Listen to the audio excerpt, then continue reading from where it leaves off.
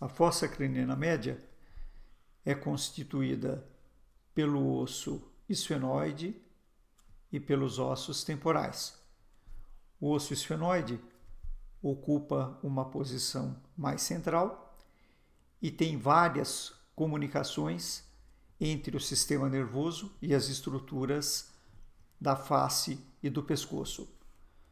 O esfenoide é um osso bastante complexo, tem uma morfologia como se fosse uma estrutura alada, tanto que parte dele recebe o nome de asas menores e asas maiores. É uma estrutura tridimensional que tem um assoalho num plano mais horizontal e na sua porção mais anterior uma parede vertical que se dirige para a fossa craniana anterior e que faz um plano ortogonal a esse assoalho. Tem duas estruturas verticais que se dirigem inferiormente na direção da face e que são constituídas por uma estrutura óssea chamada processo pterigoide, do qual saem duas lâminas posteriores, a lâmina pterigoide medial e a lâmina pterigoide lateral, de cada lado.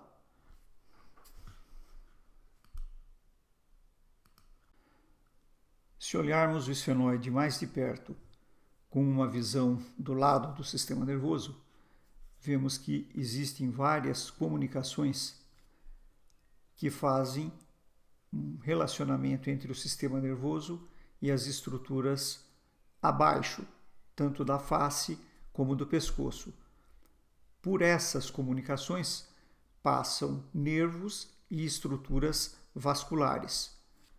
A asa menor, que é uma parte da fossa craniana anterior, já vimos que dá origem aos canais ópticos por onde passam os nervos ópticos. Num limite entre esta asa menor e o começo da fossa craniana média, formada pela asa maior, temos uma estrutura chamada de fissura orbitária superior, localizada de cada lado e dentro das estruturas orbitárias. As órbitas são estruturas anatomicamente complexas formadas por muitos ossos.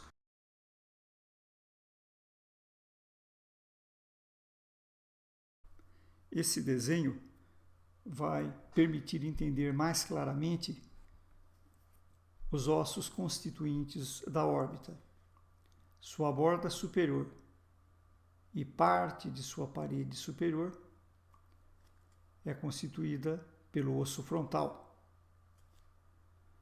Sua borda lateral e parte da borda inferior, além de uma porção da sua parede lateral, são formadas pelo osso zigomático.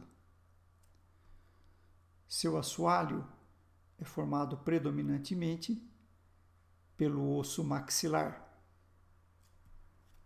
Sua parede medial é formada principalmente por dois ossos, anteriormente pelo osso lacrimal, onde existe o recesso para o saco lacrimal. Posteriormente a esse osso lacrimal, existe a região que é o término dos ossos etimoidais, que fazem, pelos seus seios etimoidais, limite com o espaço orbitário, a chamada lâmina papirácea. Na sua porção fúndica, temos a asa menor do esfenoide, que dá origem ao canal óptico e ao buraco óptico, e no seu limite entre a asa menor com a porção da asa maior, existe a chamada fissura orbitária superior. Entre a asa maior do esfenoide e o osso maxilar, existe a fissura orbitária inferior. Pela fissura orbitária superior, temos a passagem dos nervos óculomotor, troclear e abducente, respectivamente, os terceiro, quarto e sexto pares cranianos. Temos a passagem do primeiro ramo do trigêmeo, que é o ramo oftálmico, e também da veia oftálmica superior.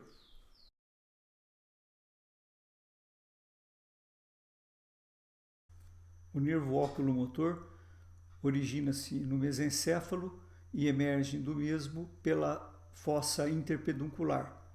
Atravessa o espaço localizado entre a artéria cerebral posterior e a artéria cerebelar posterior.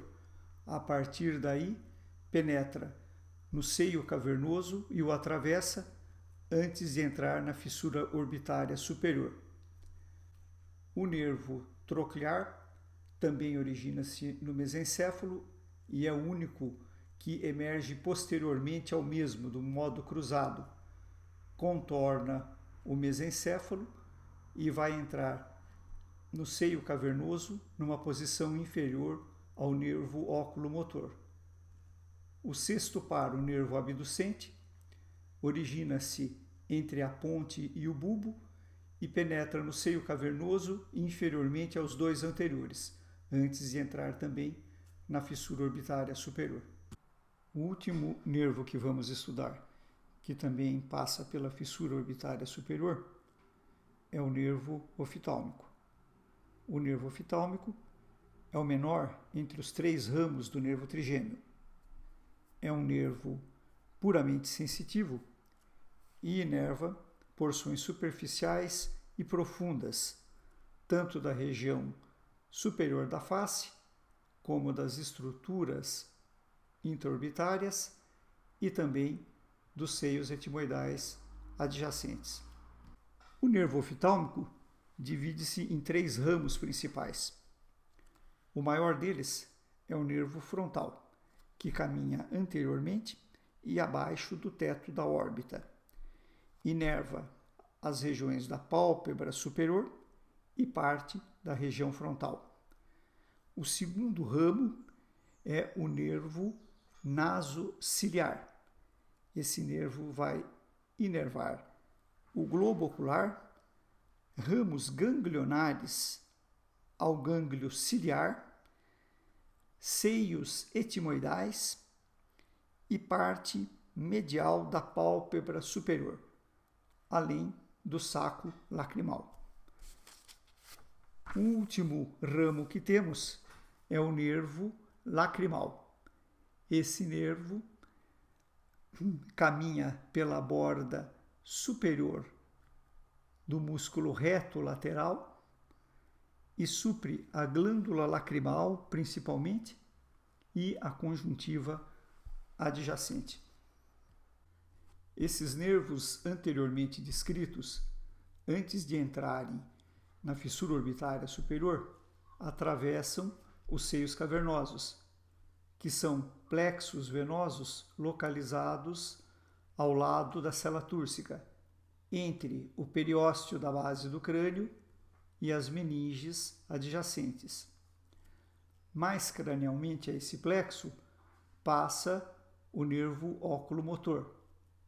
Abaixo dele, o nervo troclear, ínfero-medialmente, o nervo abducente, mais abaixo, o primeiro ramo do trigêmeo oftálmico e, por fim, o ramo maxilar do trigêmeo.